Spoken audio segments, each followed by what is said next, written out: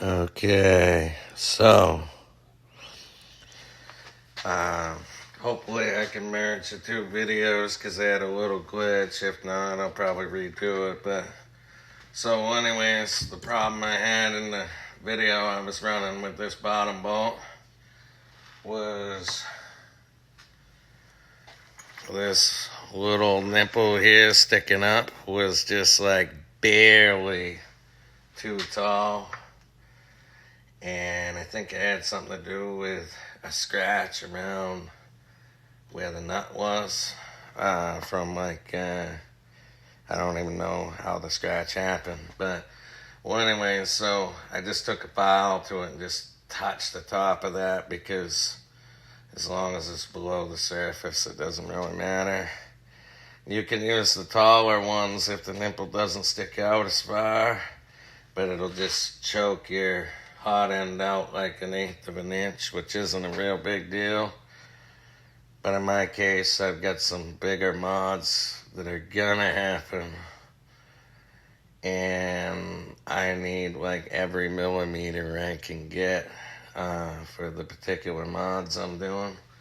So I use those shorter of the eccentrics and bushings. But so anyways, our y-axis is most of the way together, so we're going to need a belt.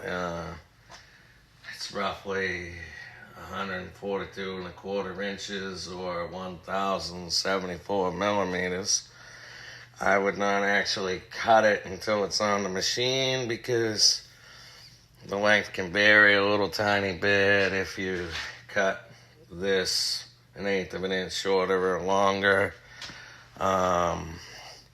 And so you got your belt with a two side, and we got these, they're like a little black brass crimpers, and they're gonna slide on, and I just get a little bit sticking out, like 1 or 2 of these little rib things, and I'll be crimping it, but I'm going to wait till I feed it through the machine. Technically, you can have one on and crimp it, but the other one will have to be off unless you want to take some stuff apart to feed it. And so we want to make sure we don't get any twists in this. I feed it through the little extrusion slot in the bottom, and then let it just kind of fall down through, and then work it around my motor pulley. You can pull a little extra that way if for some reason you pull it taut, you're less likely to pull it back out and have to refeed it. And again, before we feed it under these 2 wheels, we're going to make sure we got no twists. Come under them wheels. And then we got these pulleys inside this that we put in the other day. We're going to go on the back side of them so that the belt goes around it. No twist again. Back through the same slot in the extrusion underneath. Just pull the slack through. And then we're going to take one of these little crimpers. There's probably a few different styles, I guess. So if you get crimpers and they look a little different, or crimp ends, your build may vary there. And I'm putting the crimp things towards the teeth because it has a tendency to bite a little better and hold a little better. And I like to kind of give them a squeeze left to right a little bit just to kind of tighten up those little curls a little bit. And then I squeeze on the top and just kind of squeeze it into the belt some. And I do it on both sides that way. That way I know I got a good bite, and then I kind of give it a moderate pull test just to make sure it's not going to pull out. And then we'll slide our slack to the end that we haven't cut off yet. I'm gonna leave a little bit of slack for a minute just because it's easier to get into these slots if I can see the darn thing.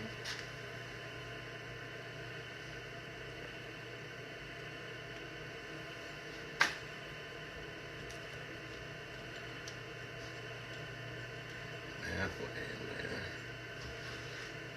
Okay. So I'm in the slot there, so now we can just kind of, you want this belt tensioner loose when you do this, like all the way, so the adjustment is off. Now we're going to take this longer end, and the reason why I do this instead of measuring it is because, like I said, if you cut this and you're in plus or minus a blade width, if you're real close on the belt, it might be like short or long. Technically, I guess when I did mine, I made the belt as short as I could because I figured, it might stretch, it might not, I don't know.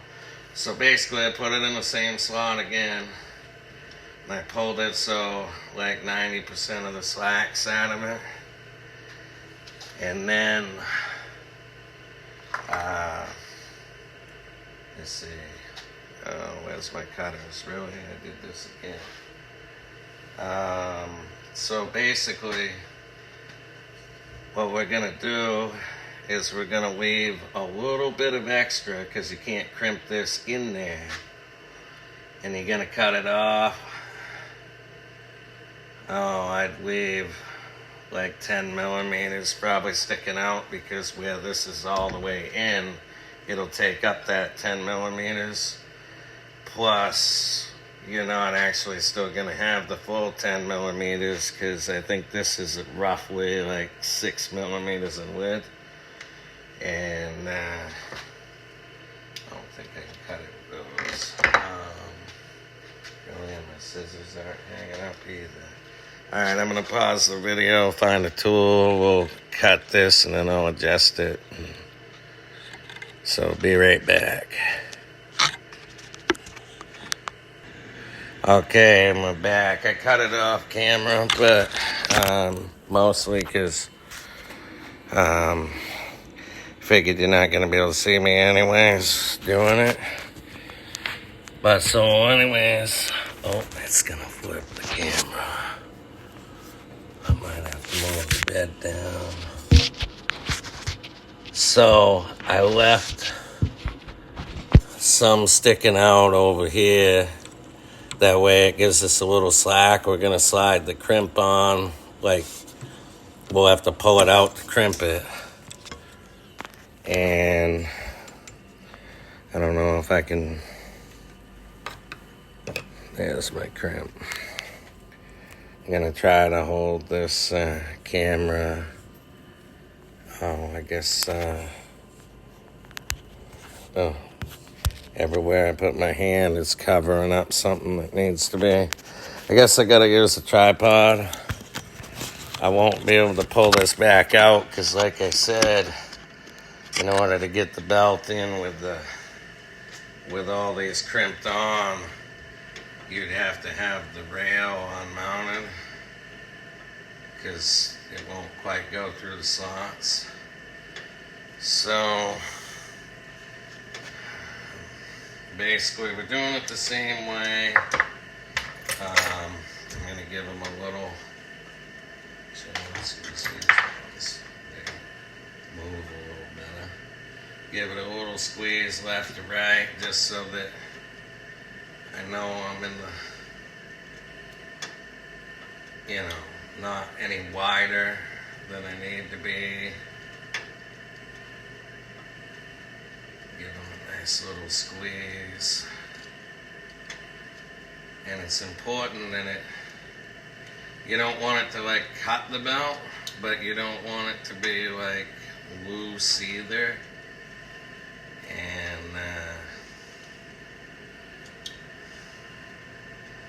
And also, if you were to flatten those by an accident squeezing too hard, you'd want to re-round them a little bit, because it's important that the little edges bite into the belt. And then once you get that crimped on, we're going to make sure there's no twists. And we're going to go right back into the slot again. And then once you're where you want to be, we can just kind of tighten her up a little bit and try to get a little bit of tension. For now, I'm not going to get it exact because I'm going to be double checking alignment just to make sure we're good. And gotta go a little deeper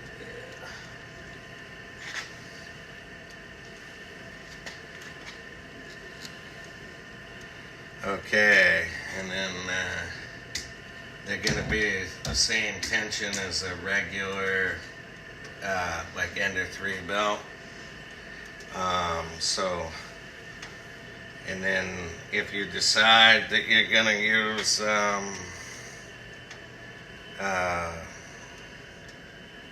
can't even think right now. It's that thing that makes for the speed. I'll think of it anyway. So that's the y-axis anyway. And I'm going to turn, the x-axis. I'm going to turn this.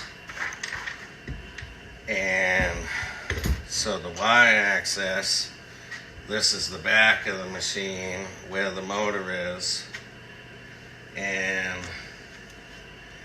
we've got two of these brackets. I pushed one of the bearings in. And basically those bearings are like that. I'll put in the description the sizes, and they should just kind of press in with your thumb. And these are M5 by 8s with T-nuts. 4 of them in total for those. They're going to go on the machine like this, and we're not going to tighten them all the way up when we put them on yet, because we're going to have to get the motor on the shafts in and slide it to where it needs to be. So I just kind of make them so that you can slide them with a little bit of firmness. Line them up with that outer extrusion at first. And I did notice different brands of the little drive teeth sometimes have different offsets, so I can't really give you an exact measurement. It's kind of more what you buy kind of dictates where these are going to sit when it's done, and also how you cut your 8 millimeter linear rod or smooth rod that's going to come off from your motors. So I'll just bring it close so we can kind of see what I did. See, this is the motor side, the back. And then there's several.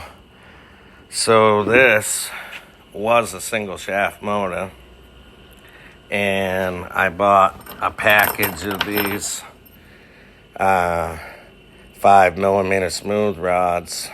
There's some prints in the tool section of the STLs. One of them is like a round sleeve with like 4 slots in it.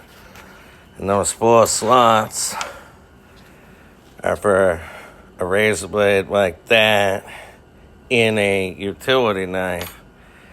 And the idea is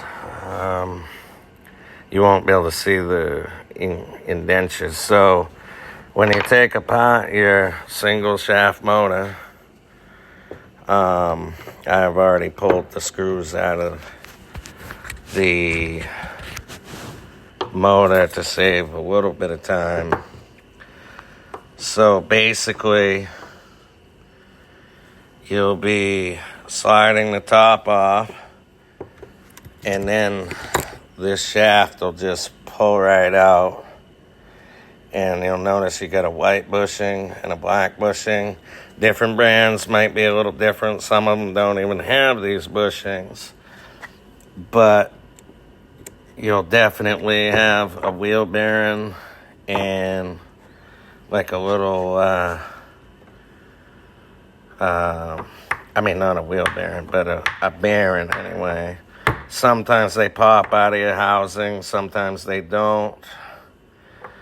And they're supposed to be, both of mine popped out, but basically you would just pull both of these sleeves off, and this will push right out. It'll take a little bit of force. I usually drill a hole in a piece of wood and use like a little brass hammer or a little shop press that I got, and you just press it down through, and at a certain point it'll get loose because this shaft here, the original, has like 4 almost like little engraved marks, because it fits into this, but it's a loose fit, and those little tiny engraved marks will actually make it a tight fit. And they're so small you can do it with a razor, and I just run it up and down the tool in each slot like a few times.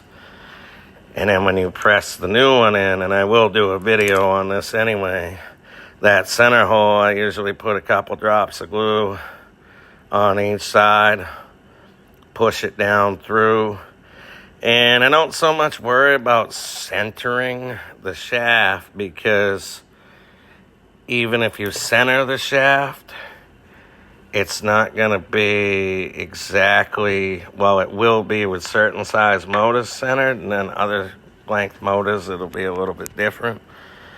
And so what I do is just press it in, put it back together, and then I measure the shortest one and just kind of like trim it.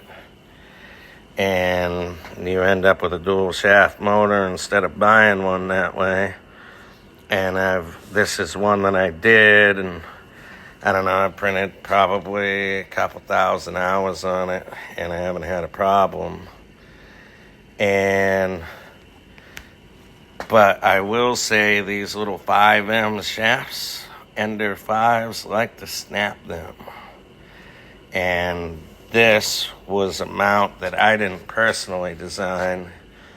It was found on 3D printables, and it was set up so that you could get a better alignment on the motor, and so that if there was any binding, this would be able to kind of just barely shift to combat snapping them.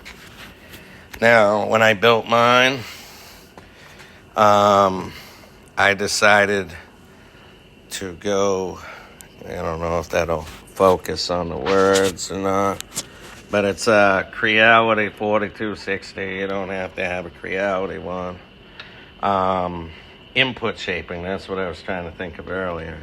So I've been kind of ramping this thing up, running input shaping like crazy, and I can go a lot faster with a lot less heat with that 4260 and get better prints at higher speeds than I can with this. I think it's a 4240, this one.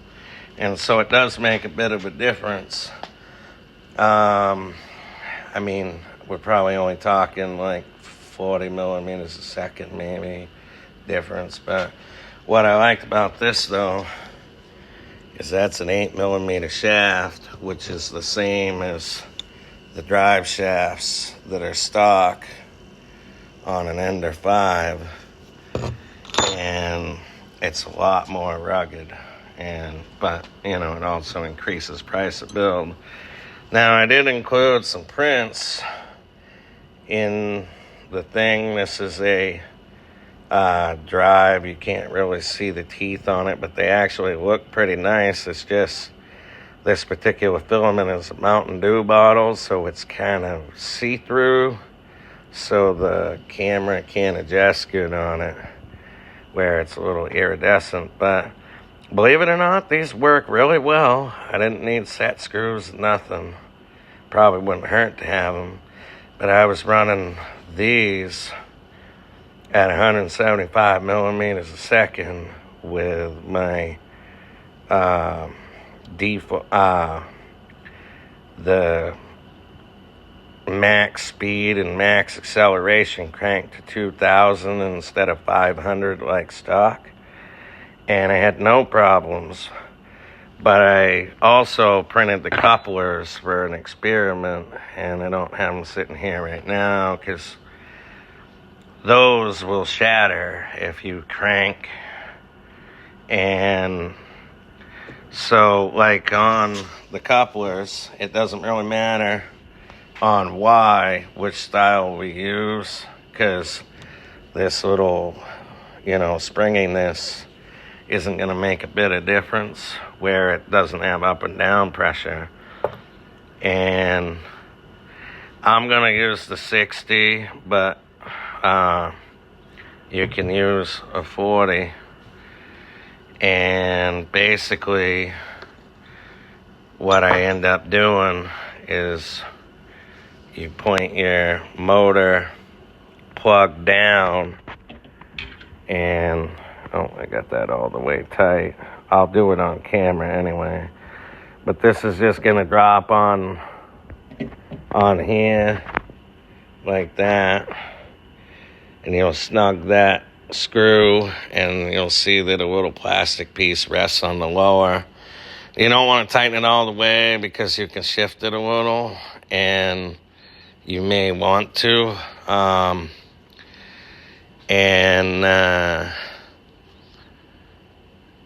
And basically, I try to get them somewhat centered so that these two shafts that are going to go, through this bearing and hole to the motor will be of a similar length. I mean, if it doesn't really matter, but it just looks better. Like, you could have your motor all the way over like that and have like a little, 150 millimeter shaft on one side and whatever it figures out to on this side. And it's not going to affect your prints any. And you might be able to use a shorter wire, but you'll end up needing a longer one of these on one side. And what I usually do, whatever the width of my frame is, I just buy one the same length or as close to it as I can get.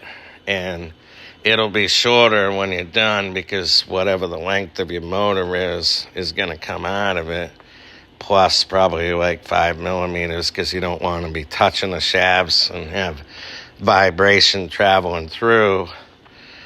And but yeah, so I guess I'll pause the video, get set up, and then I'll start letting you guys know what length screws and nuts you need and so on. Okay, and we're back. So the 4 bolts that are going to hold the motor, first off, you want to have this kind of fancier looking edge away from the motor. And these are going to be M3 by 15s. And then the M5 that's going to mount it is an M5 by 10 with a T-nut. And we're going to face the plug down, this being the top. And we're mostly going to face it down that way. It's not at a weird position for the wiring. And let's see if I can. So basically, I like to get them all started. And I don't tighten these all the way up either until I've got the shafts in, because this mount is designed by the gentleman that designed it so that you can kind of jiggle and twist your motor to get everything as well aligned for the shaft as you can to combat that Ender 5 breaking the shaft issue. And let's see if I can get that one started.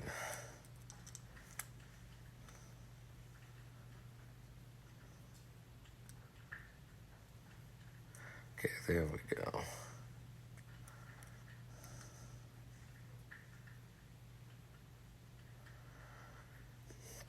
And I just get them kind of snug, because this won't move very much anyway, but the little movement that you have will be kind of a good thing until we get it together, and then everything will be tightened.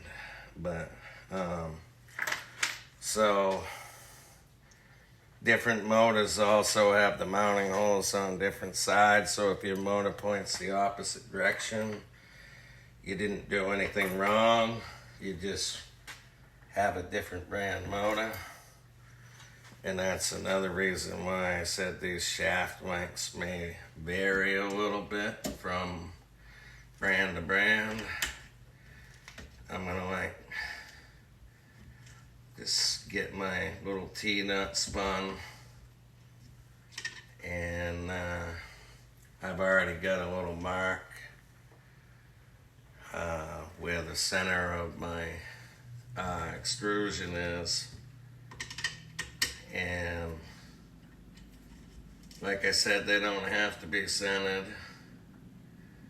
but you know, it just looks better if they're centered. And then, so these here pulleys are GT2 6mm belt width. They've got an 8mm hole through the center, and you're just gonna slip them on. Like if this was a full length shaft and you hadn't cut it yet. Actually, let's slip this one over here, and I'm gonna slide it not quite all the way in, and my shafts are actually different lengths from each other. And we're gonna want our couplers, and basically slide those onto your motor, and you can tighten up the end on the motor, and wrong size.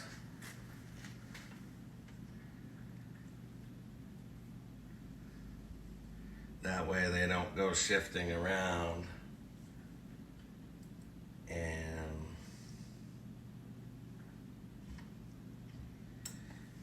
okay, so, and then what I like to do, slide one in, and then slide the other in. And the important thing is you want to make sure that you're in far enough on both of your shafts so that you're not going to slip when you crank at higher speeds. And temporarily, we're going to tighten these up just so that everything kind of stays together the way we want it. Oh, make sure that shaft's all the way in. And I left a little bit of length. That way I have a little bit of leeway. And I had one shaft and I just cut it with a like a cutoff wheel.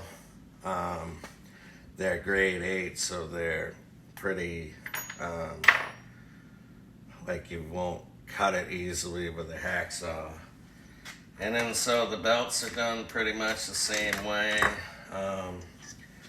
I did a lot of playing around. If you went to specs, then your belt will be close to 36 and 5/8 inches. Oh, but before the belt, getting ahead of myself, we got adjusters, and these go together just like on this Y-axis, even though they got a different shape. I've updated these parts, but I don't have an up and running printer to, basically the update just moves this hole forward so that this hole back here can keep the screw in it and not get affected, and you can still put a T-nut, but they're held on by M5, I guess they're M4 by 8s with T-nuts, and it's 2 of them for each adjuster. And I'll bring the camera over here in a second. Actually, maybe I'll do that now. So, this is the front now, the opposite of the motor. And we're just going to drop that on like that. You'll have a second bolt here because the update doesn't give you the problem that I discovered. And I'll have to tighten this just to kind of hold it in place, but it might be tricky while holding the phone. And once you get both of those in, and you know, up and snug, then we can run our belts. And if when you crimp them just right, then you can feed the belts without taking anything apart with the crimps all the way on them. I do recommend only crimping one end and then not going with the measurement that I give you, because if you cut these a little bit different than I did by chance, then you're gonna have a little bit of a possible fitment issue. So I like to go down through the adjuster, and then there'll be a hole down under here, and let's hope that let me see. Okay, I guess I gotta give these a little bit more of a squeeze so that they're not too wide. Where's them pliers?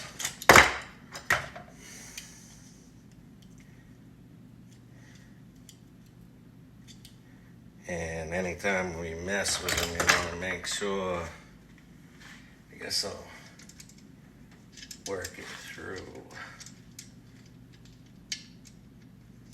there if I can. Really. So I might end up having to take one of the crimps off.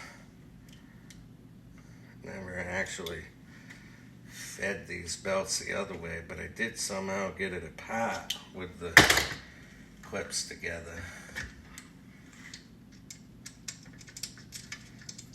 Okay, so I'm headed through the slot,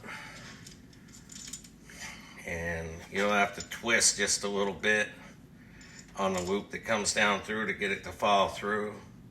Oh, whoops, I'm supposed to be, yeah, I guess I could do that, because this is going to come up around the pulley in the back, and then there's a slot, which I wish I had a different type of tripod. Usually I have to like kind of work them in, sliding them up and down a little bit, and then once they go around the corner into the slot, they're good. And so I'm attached on one side. I'm going to pull the camera down just to show. Basically, I had to work it in, in the top and start it around the corner and then kind of seesaw it a little bit just to get it to go in and then pull back the slack. And then we're going to make sure there's no twists in your belt. And so the two sides should be up, and there'll be a slot right there in the top that belt's going to come back through, go around this pulley, and right back up to here. And one of the reasons, basically, I usually do the cutting the length last, because it's possible to be a tiny bit short, and it's also easier to get that belt in.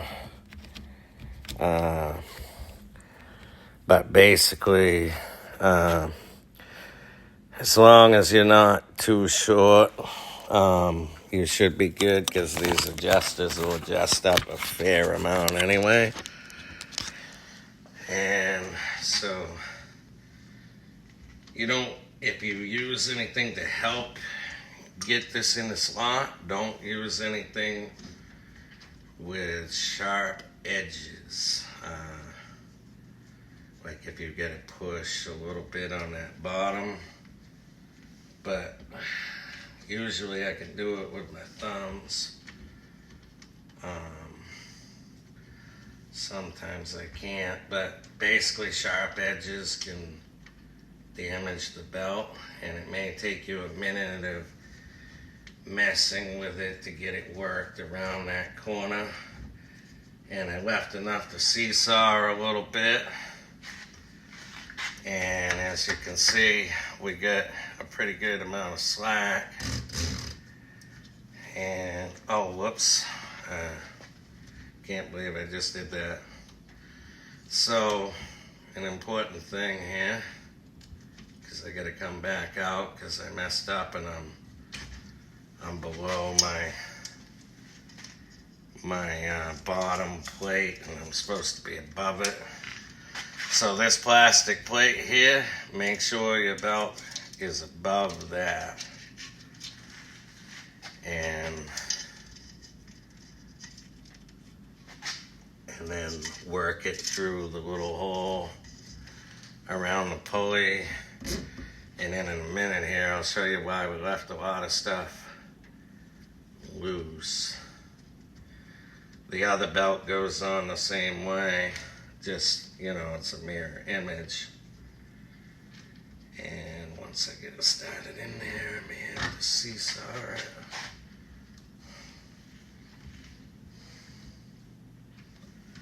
Of course, when you have to redo something, it always seems like the second time it goes in a little harder, just because you're doing it a second time.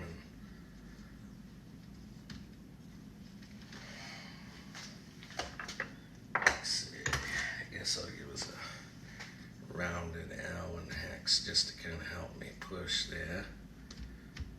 And I'm around the corner, you gotta work the bottom, and you're gonna snub this up just a little bit, and you're gonna notice, and this is why we leave everything loose. You don't want to snub it up all the way, but enough so that you can tell where your alignment is on the belt with that shaft. And we're gonna push this bracket in, and let's loosen up let's snub our motor so it's not going to shift left to right during this process. So I'm going to tighten that one a little bit, and then we're going to loosen this outer once I find the right size. We're going to loosen that one. and enough so that you can hold the motor and turn that. And the idea is you want this bracket to be just about up against this, like maybe a paper's width with the belt lined up with this groove. And once you get it there, I usually like to go back and forth a couple times on my axis, watch things, make sure I like it. You may find that you have to shift this a little bit in the slot to get it to ride the way you want to. And even an Ender 5 won't ride 110% perfect in that slot, but you get it as close as you can. And then tighten up these. You may have to use one of those Allen hexes with a little ball. I'm going to show you a bigger one because you'll probably be able to see it better. There's a little ball on the end, and it'll help you get around the shaft to snub them. And they don't have to be extreme tight, because extreme tight will probably mean that you're going to crack the plastic. But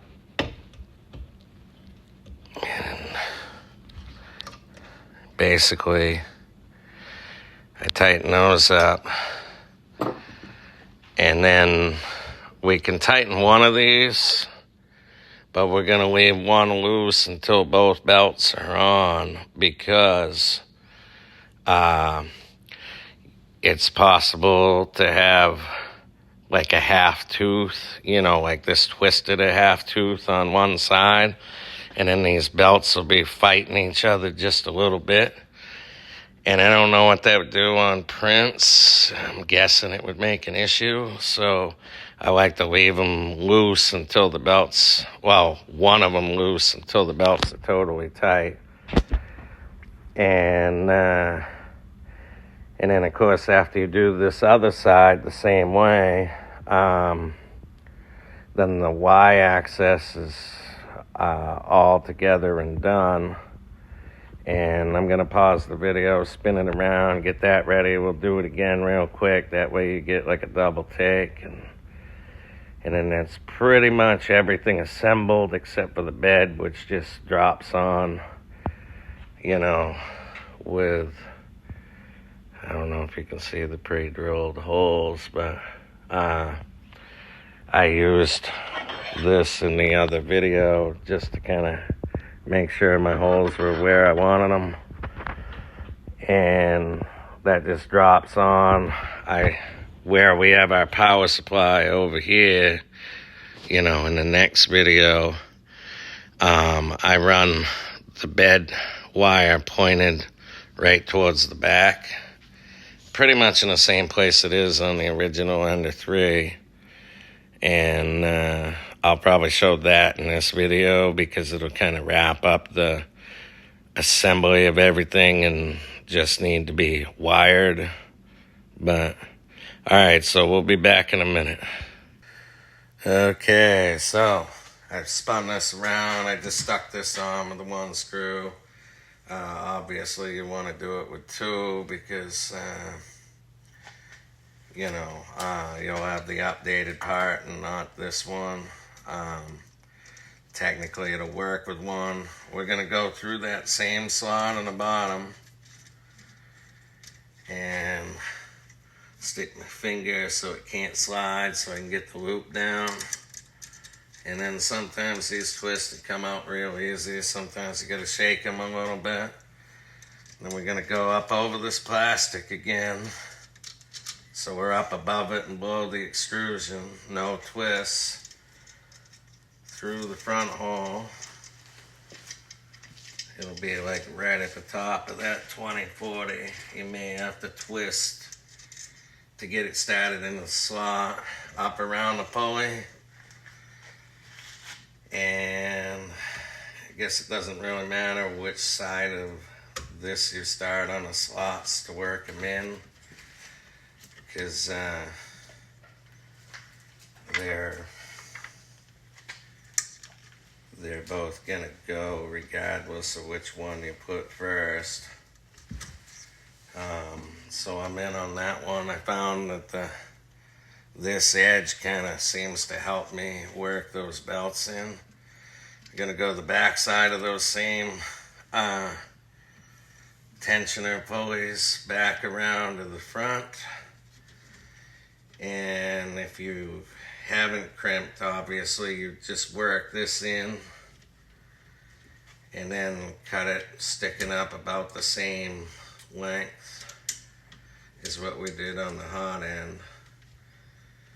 And it's like this one I cut before and did it, and it's a little harder to get in the slot.